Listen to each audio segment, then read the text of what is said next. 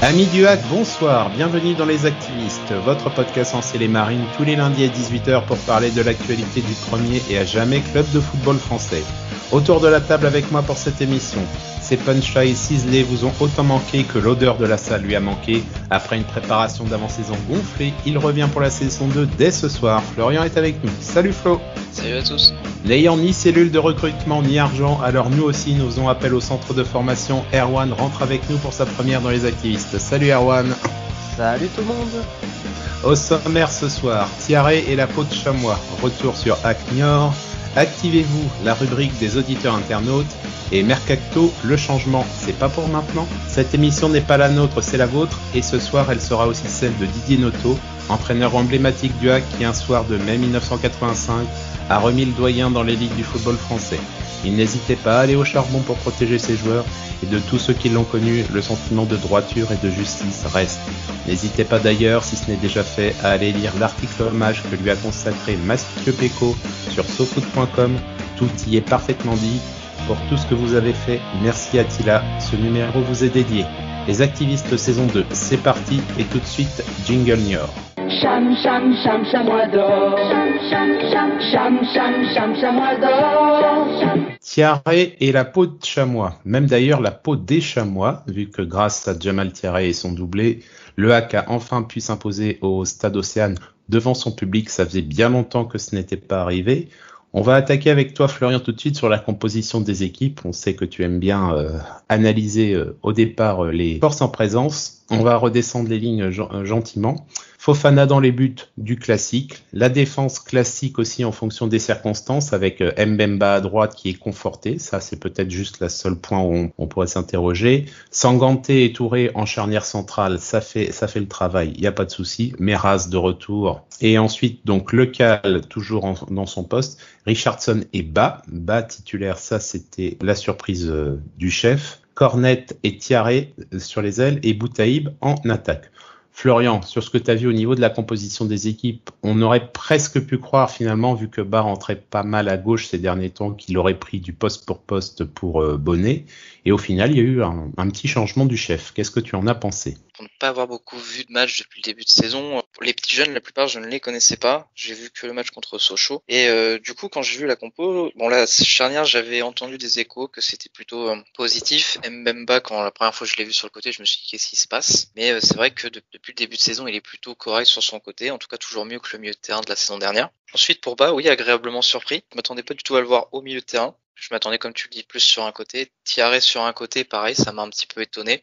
Mais on verra que par la suite, il part plus vers l'avant et c'est un peu Bas qui sera sur le côté. Une compo sur le papier qui quand même fait plaisir parce qu'on voit quand même 4 petits jeunes qui sont dans l'effectif. Ça présageait pas forcément non plus de, j'étais pas hyper emballé, mais voir des jeunes sur la compo et sur le terrain, c'est le petit côté positif de ce match. Erwan, pour toi qui nous a habitués depuis le début de saison à faire tes débriefs, est-ce que toi aussi tu as été surpris de la composition de Paul Le Guen ou est-ce que tu t'es dit c'est logique ? Moi, j'ai pas été surpris parce que c'est déjà une compo qui est déjà quand même assez régulière lors des derniers matchs du hack. J'ai été surpris, c'est plus le point de vue de Tierno Baldé. Pourquoi faire jouer Bemba une nouvelle fois dans un poste qui n'est pas le sien ? J'ai vraiment des questions sur Tierno Baldé qui était blessé quand même en début de saison. Et là, je sais pas pourquoi.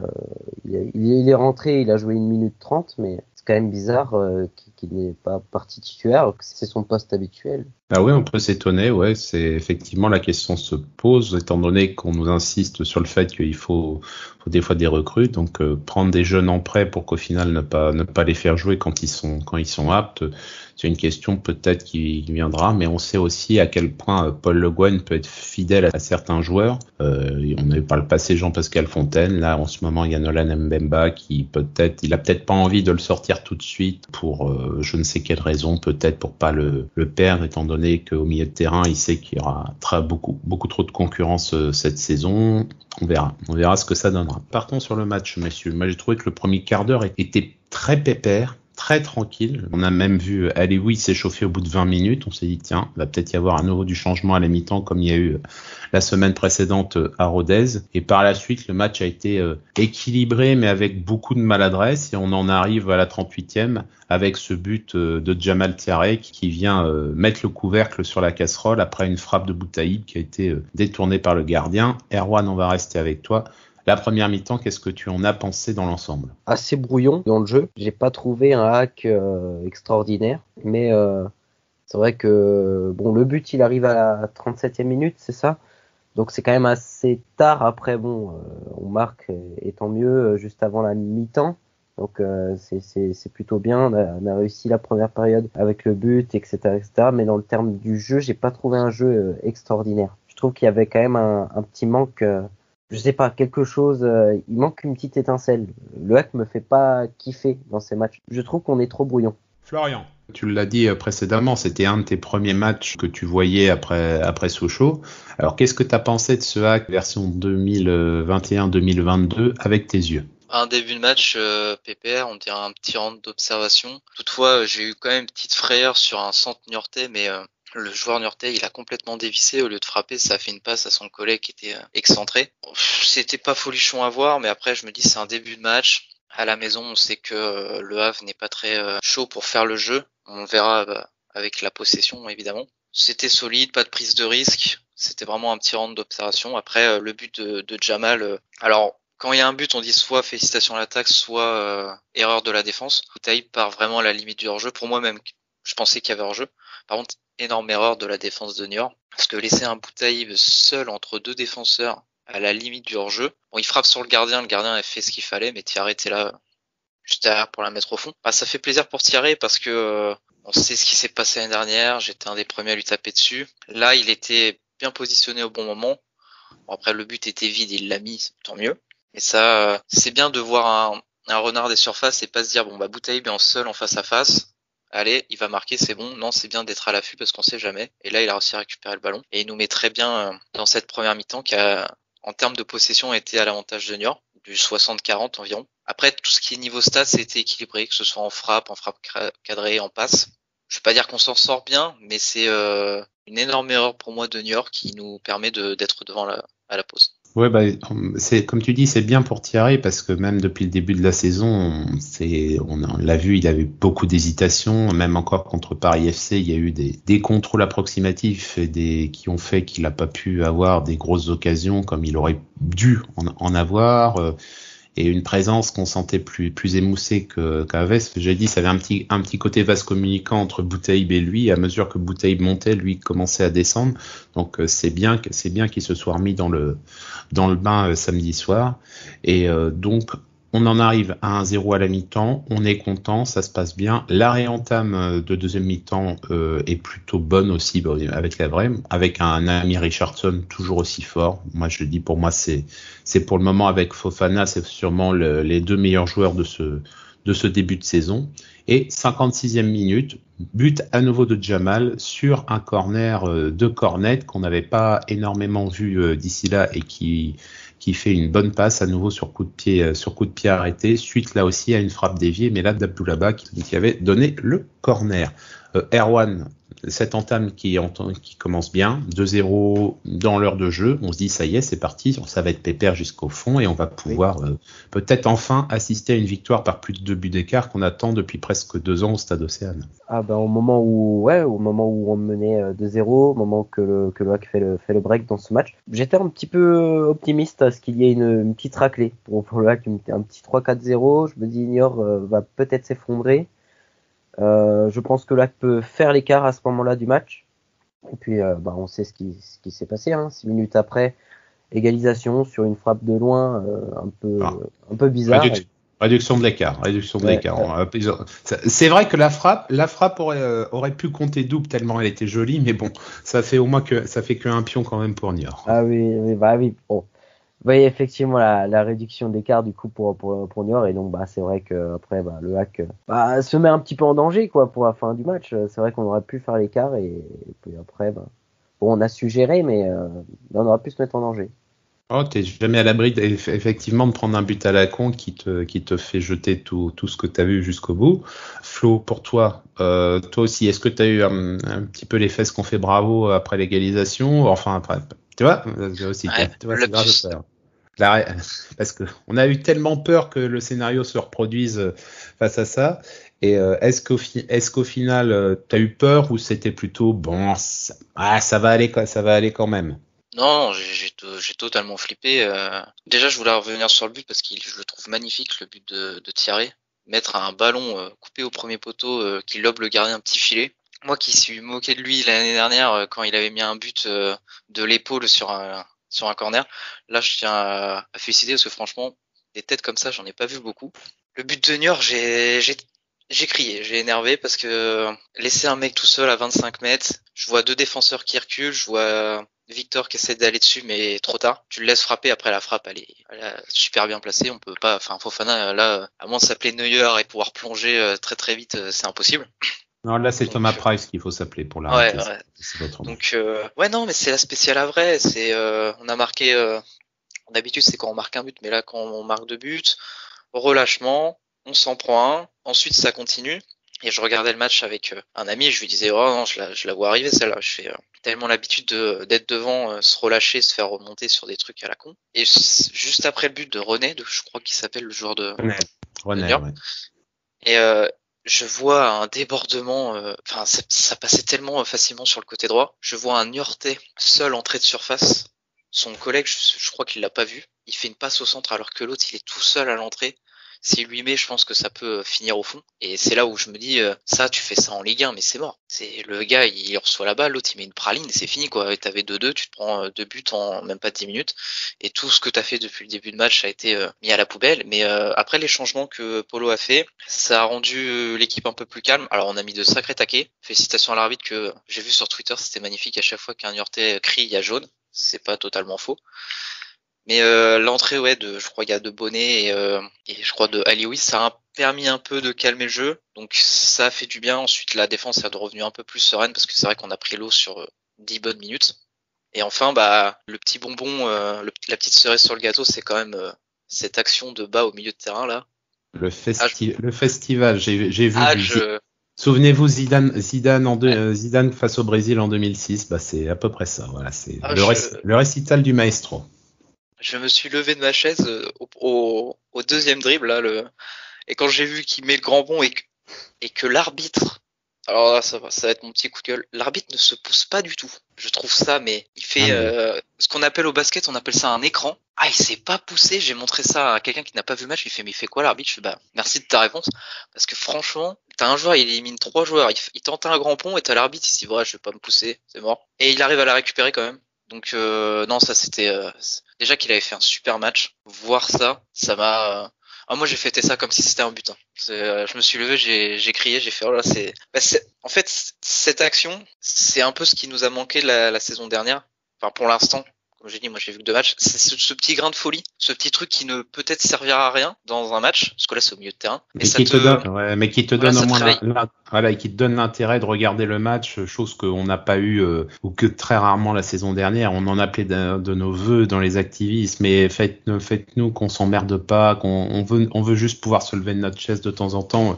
Et c'est effectivement, comme tu dis, c'est avec des petits bonbons comme ça, des petites choses qui vont nous faire, voilà, le but de Jamal sur corner comme ça, qui est bien fait, le festival de bas, un joli tacle aussi fait par un défenseur sur une action dangereuse. Voilà, des choses qui mettent un peu de piment et un peu de sel dans la soupe.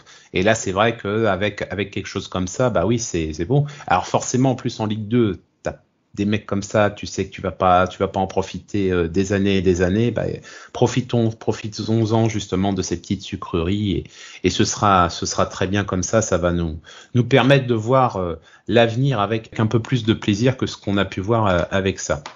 Messieurs, avec ça, donc cette victoire obtenue face à Niort nous permet de nous replacer un petit peu au classement. Ça, c'est pas que c'était actuellement dur ou compliqué. On était plutôt dans les bons stands, mais là, ça ronronnait un petit peu.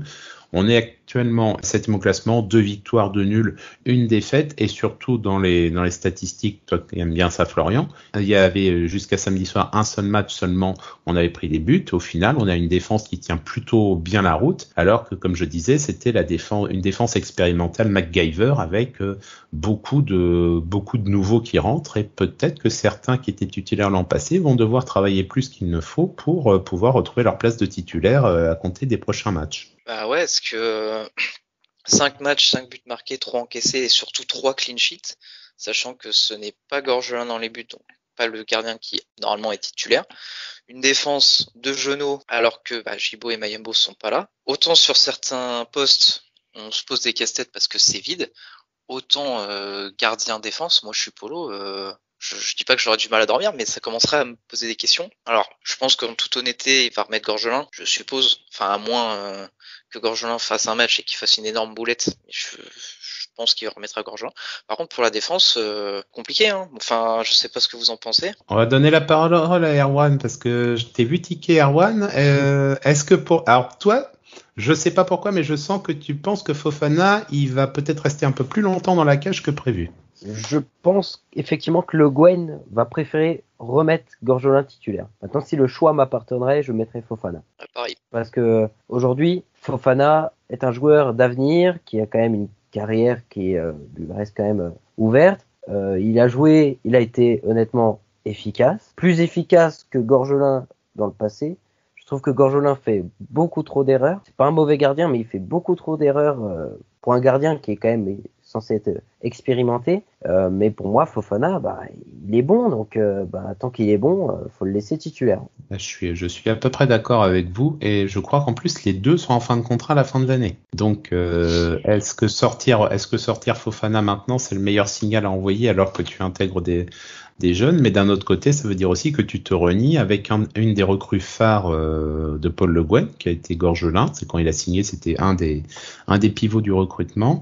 Et on sait à quel point Paul peut être fidèle à certains joueurs. Il y en a un autre, par exemple, pour qui je pense ça va être beaucoup plus compliqué de revenir. Je pense que vous êtes d'accord avec moi, c'est Jean-Pascal Fontaine. Parce que là, pour le moment, je vois pas du tout où est-ce qu'il peut rentrer pour le moment. Je vois pas de place pour lui.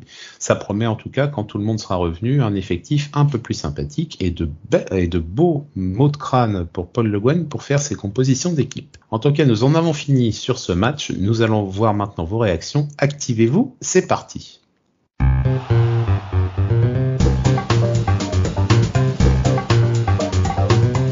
Pas mal de choses en absence de Romain pour moissonner, activez-vous, mais on a quand même récupéré quelques petites perles. Je voulais vous proposer ce premier message, messieurs. C'est en fait, on parle souvent des équipes de rêve ou les meilleures équipes de tous les temps. Eh ben, on a Roméo Clos. Lui, il nous a fait la pire équipe sur ces 20-25 dernières années. Je voulais vous la proposer. Ensuite, vous me direz ce que vous en pensez et si vous pensez qu'il peut y avoir encore plus mauvais que ça. Il a fait Diallo dans les buts, Abdoulaye Diallo, Medassi, Sambou. Il a mis Samba Camara. Vous verrez que moi je suis pas d'accord. Et Florian Marange en défense. Thomas Ayas et Nolan Mbemba au milieu. James Fanchon et Ludovic Gamboa sur les ailes, et Cédric Bazeya et Cheikh Oumar Dabo en attaque. Est-ce que vous voyez quelque chose à redire, ou est-ce que vous pensez qu'on peut faire encore plus mauvais? On peut rajouter Moussiti Oko. Bevic, oh, c'est dur. Enfin, avec le hack, il n'était pas... Bon, avec Ajaccio, ça se passe plutôt bien, je crois, là-bas. Ouais. Mais je le trouvais pas... Bon, après, c'est vrai que... Là, on attaque, joueurs, c'est pas de ma génération, donc je les connais pas. En attaque, là, je peux te dire, on a vraiment gratté très fort, et Bevic Moussitieko est quand même encore au-dessus des deux pour moi qui étaient là. Toi, pour toi, Flo. Il y a quand même ton joueur préféré, quand même, Gilles. André Yatsima. Il y a match avec Bazeya, je suis d'accord. Il y a match. Après, avec Bazeya. D'accord. Dans mon souvenir, on a eu un Mbami, c'est ça, en pré-retraite. C'est Mbami. En pré-retraite, c'est pas mal aussi, hein. Modeste Mbami, c'est pas mal non plus. Moi j'ai dit, moi je trouve quand même que Camara en défense centrale, c'est dur. Il y a quand même, bon sur la fin. Il y a quand même pire. Et puis en arrière droit, Medassi, moi je mettrais Sébastien Chemel, parce que il est peut-être plus fort techniquement, mais la mentalité de merde, le mec qui était limite à vouloir souhaiter une victoire de l'adversaire face au Hack. Ah là, c'était très fort quand même. Là, c'était très fort, donc ça méritait. Enfin bon, je vous laisse retourner voir ce tweet de Chloé LH. Il sera temps là aussi de faire des débats là-dessus. Et passons plutôt au match. On souhaite bonjour à Tic et Tac, notre archiviste fou des ciels et marines, qui emmenait son Bézo pour la première fois au Stade Océane hier. Et ben en tout cas, le Hack a mangé les chamois. Il est content. Ça sera toujours une bonne chose. Et parlons maintenant du match. Notre CSC, notre star CSC, qui nous a attribué un joli match. Nouveau centre de cornette qui finit dans les chambarets. Ça, c'était en première période. C'était piquant. Comment on dit? Gourmand croquant. C'est ça qu'on dit aussi. Et ensuite, donc, Thibaut, qui lance les débats sur la première mi-temps. Que retenir de cette première mi-temps? Un excellent Boutaïb, un Richardson de plus en plus intéressant et un Mbemba de plus en plus flippant, que c'est dur tout de même de proposer un minimum de jeu. Est-ce que vous avez quelque chose à dire là-dessus, sur cette première période? Moi, Richardson, c'est mon petit coup de cœur du début de saison. J'aime, déjà, comme je l'ai dit, ce qui me fascine dans cette saison, c'est la possibilité de mettre des jeunes sur le terrain. Ce que Polo nous avait promis l'année dernière après un petit coup de gueule. Là, on va dire, on l'a. Et pour l'instant, c'est lui qui me plaît le plus. Donc ouais, Boutaïb, il fait du Boutaïb. Pour moi, c'est pas excellent, c'est correct. Après, Mbemba, ouais, c'est pas son poste, c'est un couteau suisse. Je sais pas, ça fait combien de matchs qu'il est sur son côté droit. C'est un peu compliqué sur certaines phases. Donc ça reste à voir. Ça fait 4, plus vu que le match à Rodez, il était à gauche. Donc 4 à droite, 1 à gauche, et puis on verra ce que ça donnera ensuite. Toi, Erwan, tu veux rebondir là-dessus aussi? Oui, c'est vrai que Richardson, c'est aussi mon petit coup de cœur. C'est vrai que j'aime bien sa façon de jouer, son comportement sur le terrain, cette mentalité qu'il a. Il fait une bonne première période. J'ai trouvé assez bon dans la première période, un petit peu plus absent lors de la seconde. Peut-être c'est dû à la fatigue, je sais pas, mais en tout cas, j'ai bon espoir pour lui, mais j'ai bon espoir aussi pour les jeunes du centre de formation qui proposent des choses intéressantes, qui des fois sont supérieurs, je dirais, aux joueurs qui sont là depuis longtemps. Espérons en tout cas qu'ils continuent de progresser. Passons à la deuxième mi-temps avec Malik 2. On va citer nos maîtres, donc autant aller tout de suite. Le doublé pour Jamal Thiaré sur corner, la spéciale Eddie Cavani pour le numéro 14 qui coupe d'une tête croisée au premier poteau. Vous aviez dit justement, vous avez souligné que c'était un geste technique. Jamal se fait comparer à Edinson Cavani. On a vu plus dégueulasse comme comparaison. Et au moins sur ce coup-là, on peut dire que ouais, c'était quand même très très joli. On en arrive maintenant à la fin du match, donc on a moissonné vos avis finaux. Avec Vince, malgré des cadres absents, le Hack fait un début de saison vraiment intéressant. Les jeunes débutent en pro, mais progressent à chaque match de la charnière, encourageant. Je suis tout à fait d'accord avec lui. On avait dit justement, c'était en plus, on avait mis plutôt la lumière sur Isaac Touré et un peu moins sur Sanganté, qui était titulaire depuis le début de la saison. Et Isaac avait eu 2 matchs assez compliqués pour démarrer. Paris FC, une erreur pour l'ouverture du score parisienne, et face à Rodez il avait dû sortir parce qu'il était dans le collimateur de l'arbitre, mais effectivement on avait aussi insisté sur le fait que c'est des matchs qui étaient formateurs et ça progresse et c'est bien intéressant à ce niveau-là. Ouais, rien à ajouter, non, c'est une très très bonne défense pour le moment, comme on l'a dit tout à l'heure, à voir quand les 2 cadres entre guillemets vont revenir, quoi. Continuons maintenant avec Fanatic du 76-13. Ce match a eu du mal et puis le show bas a commencé. Quel travail et quelle percussion. Alors Paul, êtes-vous si sûr que les 4 vont revenir dans le 11 sans lutte?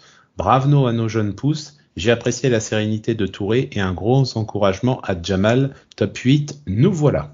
Roméo Clos, rarement vu 2 mi-temps aussi opposés. Première mi-temps, la fougue de la jeunesse, ça tente des choses, c'est au contact, ça va de l'avant avec Cornette qui dédouble beaucoup et centre pas mal. Seconde mi-temps, hésitant, en retard au contact et imprécis.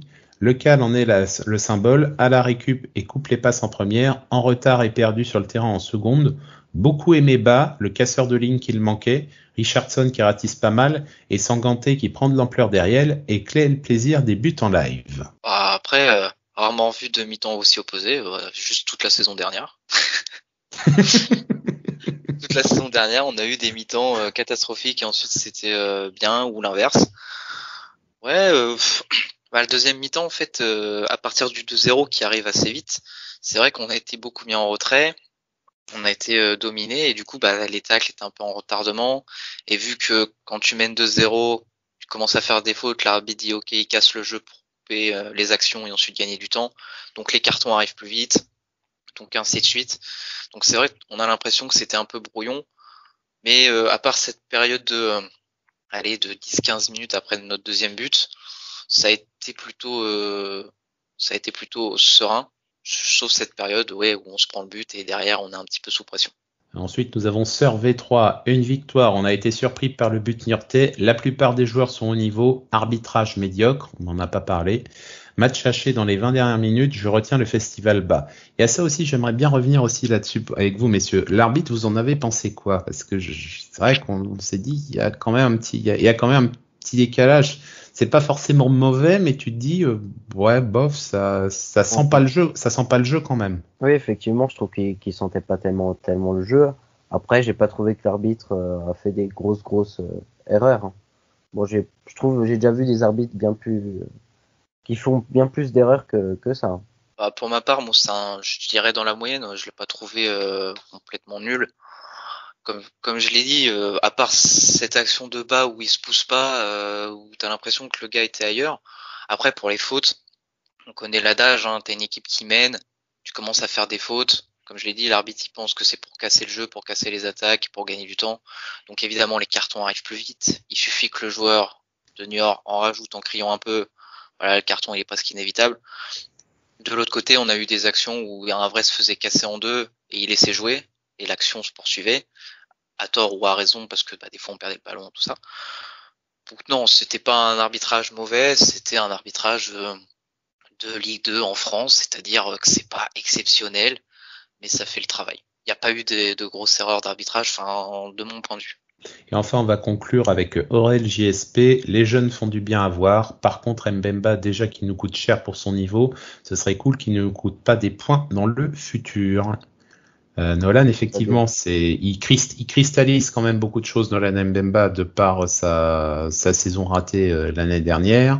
Son repositionnement en arrière droit, moi j'avais dit, c'est le recyclage pour éviter de le mettre dans la case des échecs absolus. Mais hier, donc on avait Baldé qui était sur le banc de touche, on a Woyo Koulibaly qui est dans le coin aussi, et il reste quand même titulaire arrière droit. Est-ce qu'il va pas falloir que lui aussi atteigne un niveau intéressant rapidement pour ne plus avoir à être critiqué autant qu'il ne l'est? Moi, déjà, ce que je trouve, c'est déjà pour qu'il atteigne un bon niveau, il faudrait le faire jouer à un poste qui lui appartient. Et ça vient du coach. Le coach, moi, j'en veux pas à Mbemba qu'il fasse des erreurs dans un poste qui n'est pas le sien. Maintenant, effectivement, l'année dernière, il a quand même raté sa saison. Après, on sait que le poste de milieu de terrain est un poste quand même où il y a beaucoup de concurrence, et c'est à lui de travailler pour justement devenir plus intéressant, plus fort que les autres. Mais ces erreurs défensives, pour moi, elles sont excusées parce que c'est pas son poste. C'est pas un poste. Tu as normalement des joueurs au poste latéral qui sont disponibles. On a Baldé qui est actuellement disponible. Je sais pas si Woyo est dans les meilleures conditions, mais aujourd'hui, si tu veux un grand Nolan, faut déjà le faire jouer à son poste. Et après, lui, faut qu'il travaille bien plus que les autres pour avoir un niveau plus fort.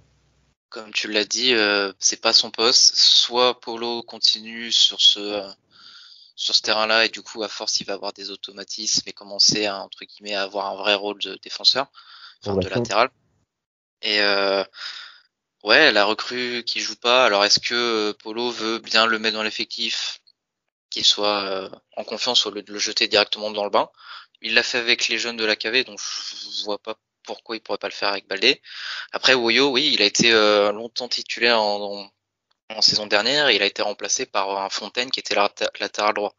Donc, comme Gilles, tout à l'heure, tu posais la question, que va faire Fontaine quand il va revenir? Ça se trouve, ça sera Fontaine latéral droit, quoi. Donc, c'est vrai que ce poste me au, fait un petit au peu moins, il peur. y aura un poste qui sera pourvu à ce niveau-là. Il y en aura 4 qui pourront prétendre à être titulaires. Et Donc, avec c'est bien. la Au moins, il y Gibo a aussi. déjà ça. La Gibo aussi qui peut être latéral droit.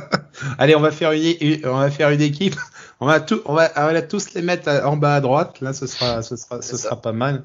Non, mais c'est un peu étonnant. D'autant plus, je vous rejoins, c'est sur le fait qu'effectivement, on est capable de lancer. Alors, est-ce qu'il veut pas en lancer trop? Bah, dans ce cas-là, il fallait pas aller chercher Tierno Baldé. Il fallait chercher un autre profil pour faire ça. Et est-ce qu'il n'a pas aussi à un moment des petites obligations de temps de jeu en fonction de sa disponibilité, parce que le PSG, je vois pas le PSG prêter un joueur juste pour qu'il ne joue pas. Ce serait un peu étonnant. Donc, on verra de toute façon dans les prochaines semaines comment ça va évoluer. En tout cas, chers amis auditeurs, vous avez du talent. C'est toujours un plaisir de vous lire chaque semaine.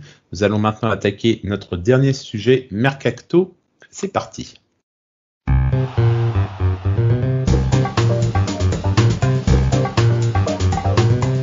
Le changement, c'est pas pour maintenant. Les semaines se suivent et se ressemblent. L'atonie générale du marché des transferts empêche toute avancée pour nombre de clubs comme le HAC qui est en attente de voir des opérations se conclure à l'échelon supérieur pour espérer voir venir de potentiels renforts. Sans assez d'argent pour boucler des transferts payants ou signer des joueurs aux prétentions salariales hors d'atteinte, ne serait-il pas temps d'acter la fin du mercato pour les Ciel et Marines, ceux-ci espérant encore au moins un attaquant et un défenseur, et de serrer les dents en faisant confiance à des jeunes qui savent désormais avoir une belle opportunité à jouer en cas de bonne rentrée.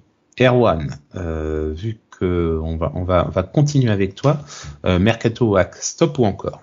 Je pose la même question que la semaine dernière. Compliqué.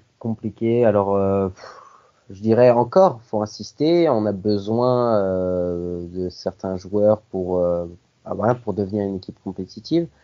Moi, je pense qu'on est pas si mauvais. On n'a pas un effectif catastrophique. On est capable d'être une bonne équipe de Ligue 2. Mais si on veut être encore plus compétitif, faut insister.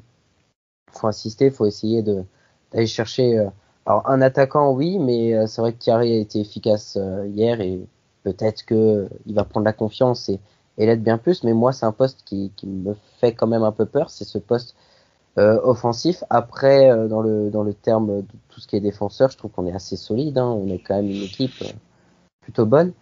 Et pour moi, faut insister encore. Après, c'est pas dit qu'on aura encore une recrue d'ici la fin du mercato, mais faut toujours essayer. Florian, quel est toi ton avis là-dessus? On insiste encore ou on se focalise sur nos forces vives actuelles?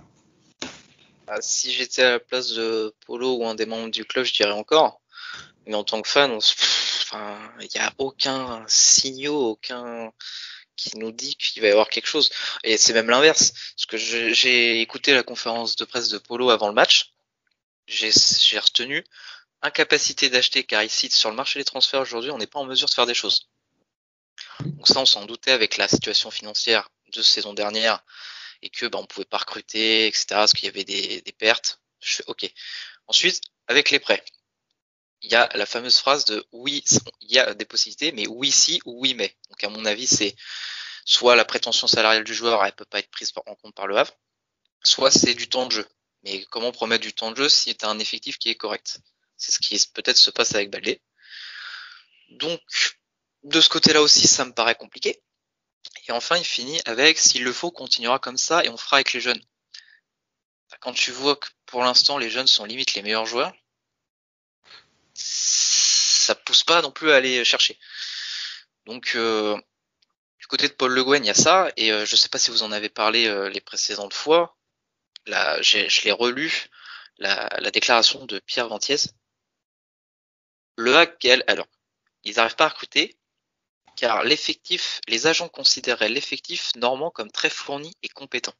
Ouais, on en a bien parlé la semaine dernière. J'avais bien insisté sur le fait que tu aurais voulu écrire une série sur le football. Celle-là, t'aurais pas osé la sortir. Non, mais ce qui est très drôle, c'est qu'il sort ça, et dans la même interview, il fait le HAC n'est pas aussi attractif qu'on le souhaiterait. Dans la même interview. Hein. Donc, un effectif fourni et compétent, donc ça veut dire un effectif qui a de la gueule, et derrière, n'est pas attractif. Je pense que je pense vraiment, chers amis, il va falloir qu'on ouvre un compte Twitter The Pierre Ventier Fact, parce que franchement, il y a vraiment de quoi faire depuis 2 ans et demi. Hein. Le mec qui fait le même constat 2 ans après son arrivée et ça bouge pas. Cette interview un peu lunaire où on nous sort l'argument. Autant dire l'argument comme quoi les agents de joueurs veulent pas placer leurs joueurs au hack parce qu'il y a de la concurrence ou ils ont peur. Ah, celle-là, elle a fait le tour de la France. Hein. Là, je veux dire, on se fait foutre de nous par à peu près tous les clubs parce que quand tu dois sortir un argument comme ça, tu dis rien, tu fais de la langue de bois. Tu peux pas sortir quelque chose comme ça. En fait, c'est mon avis, je pense surtout qu'ils n'ont pas la possibilité de faire des choses parce que, le hack, ça ne fait pas rêver les joueurs, et peut-être aussi que soit les joueurs ciblés ne peuvent pas être payés, enfin que ce soit indemnité de transfert ou de salaire, et du coup, il faut sortir une excuse, donc on sort ça. Et pour moi, il n'y aura pas de recrue, à moins que ça soit un éclair venu du ciel, un contact soit de Polo, soit d'un directeur sportif, ou un joueur qui a pas joué depuis 4 ans et qui est désespéré et qui a envie de jouer. Sinon, on fera se contenter de ceux qui sont présents. Et pour ma part, en début de saison, j'aurais dit oh non, c'est inadmissible, il faut recruter. À part devant, où je pense que ça peut être un peu faiblard, surtout si on a un qui se blesse. Les autres postes, alors oui, il y a le souci de l'arrière droit, mais quand on voit que Gibaud peut jouer à droite, en défense, c'est blindé, en gardien, il y a une petite concurrence. Arrière gauche, à part Meras, peut-être à voir. Au milieu de terrain, ça me paraît plutôt aussi pas mal. Il y a juste l'attaque qui, pour moi, pourrait être un peu faiblard. Donc, en soi, c'est pas déconnant. Ensuite, c'est à voir. Hein, et puis, il y a à dire aussi, c'est peut-être aussi une faillite dans le réseau de recrutement des divisions inférieures. C'est peut-être maintenant, vu le niveau qu'on a et les possibilités qu'on a, peut-être rester sur du recrutement franco-français. Aller prospecter en N1, voire en N2 dans certains cas, mais essayer justement de faire monter aussi des joueurs de division inférieure à notre niveau.